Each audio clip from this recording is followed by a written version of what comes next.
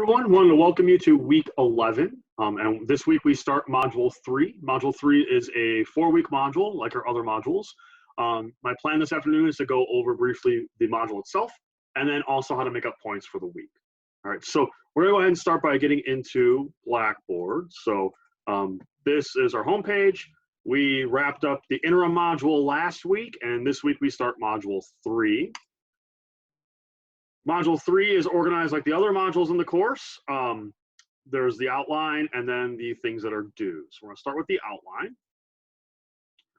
Module 3 is devoted to the theme of power and people. So largely what we'll be talking about are the indigenous peoples of the world, their beliefs, their kinship practices, traditions, histories, those kinds of things. And then specifically how indigenous folks have interacted with the Western world and how we can compare and contrast those two. We'll also be addressing things like the white man's burden and white man's guilt, and understanding how peoples that have been conquered by the West, how they share a similar worldview.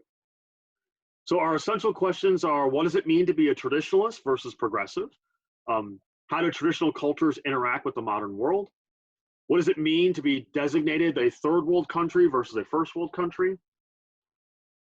What's the difference between cultural appropriation and cultural appreciation, and why this matters?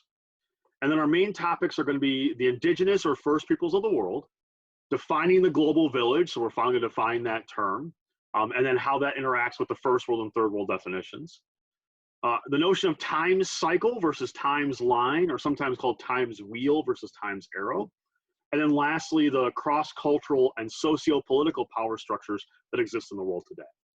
Because we are fully online now, what used to be kind of like supplementary information, like the required studies supported what I talked about in class, these required studies are now going to be the crux of what we learn, and my videos are kind of supporting that. So we're in chapters 7, 8, and 9 in our textbook. And then here are a handful of links to activities, videos, information about indigenous peoples around the world. So I highly recommend going through as many of these as you can. It'll be very useful when you're completing the participation forum for the weeks. Our class contribution and our participation forum now are conflated into one thing. So the way you earn points now is through the participation forum. So I'll talk more about that. I'll go into it and show you what we're going to be doing in Blackboard. We are still doing leading the conversations, right? So that's the news articles, the cultural experience, or interviewing the person. The only difference is now you're going to be posting that in a blog in Blackboard, and we won't be sharing those in class. Initially, the blog was a makeup assignment, and it was only for partial credit. It is now for full credit. So you can use that to post any information that you want to about leading the conversation. If you're going to do the visit the cultural experience, you obviously can't go to a physical place because of the circumstances we're in. So what you can do is you can go to like a virtual museum, or you can use like Google Earth and go visit the Sphinx or the pyramids, the Great Wall of China, those kinds of things. And then just take screenshots and then write your summary and lead the conversation, okay? And that is for full credit now. If you've already presented, nothing for you to do. You already got those points, but if you haven't presented yet, this is how we're gonna make up those points, all right?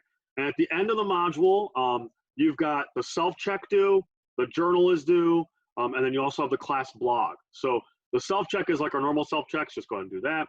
The journal, I'll be doing another video sometime by the end of the week, which will give you journal options. You can use that for your journal. And the class blog, we're all doing, right? So it's not just A through L or M through Z. What you're gonna do now is you're gonna go look at all those other blogs that were posted during modules 1 and module 2. You're gonna learn from those and then summarize them and reflect on them in a separate blog. That's why it's called Teach the Class, because you've taught each other and then you're gonna reflect on it and reteach it back to everybody. And then the leading the conversation is also due during this module. So make sure you have that completed as well, all right? So those are the major themes and things that you're gonna need to complete for this module. In order to make up the points for each week, what you're going to do is you're going to go into the participation forum, and then you're going to scroll down and you're looking for the week that we're in. So each week is tied to a forum. So we're looking for week 11. And so week 11 is right here. And what you're going to be doing is what's in blue. That's going to make up the points for the week, or most of the points. So a couple of words of caution. One, these things were initially a little bit more vague because they were really just meant to make up points. But now, because they're really designed to be how we participate in the class, I'm going to ask that you be a little bit more specific with them. So for instance, this week assignment said complete or compile a list of 5 artworks that you would like to see in person.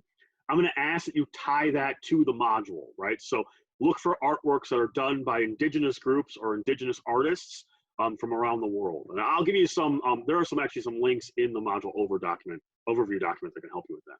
But if you don't do that, so say like you just put like the Mona Lisa or whatever, that's fine, but you just won't get most of your points, right? To get most of your points, you do need to link it to the module we're talking about. Then the other thing is, I highly recommend continuing the conversation by doing peer response with each other.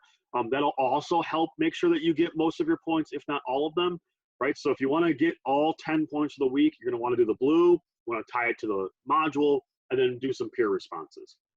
If you do multiple peer responses, and you do a really great job, I'll give you extra credit for those peer responses. And that's a really good way to kind of like pad your grade a little bit. In this kind of time of upheaval, we're trying to shift a lot of things. It would be a good idea to give yourself a few bonus points here or there just to keep everything kind of continuous, right? So to recap, you find your week, you do what's in blue, linking it to the module, do a couple of peer responses. If you do more than one, you'll likely get some extra credit for that. Okay, and then we'll continue to do this now for each week. So week 12, week 13, so on and so forth. Okay, so make sure you're doing that to make up the points. Ideally, you would have that done by the end of the week. And really, that's going to make sure that you get all of your points if you do have it done by the end of the week. Although I'm going to say I will be grading them throughout. So if you do it by the end of the module, that's great. But you might not get all your points that way. So you want to make sure you get everything turned in as soon as possible. And that's just going to help us keep the conversations going. So that's going to be really helpful. All right, so that's a nice overview of what the module entails for the next 4 weeks. Be on the lookout for my next video, which will be talking about what the journal entry is going to look like. And good luck in Module 3. Thanks, guys.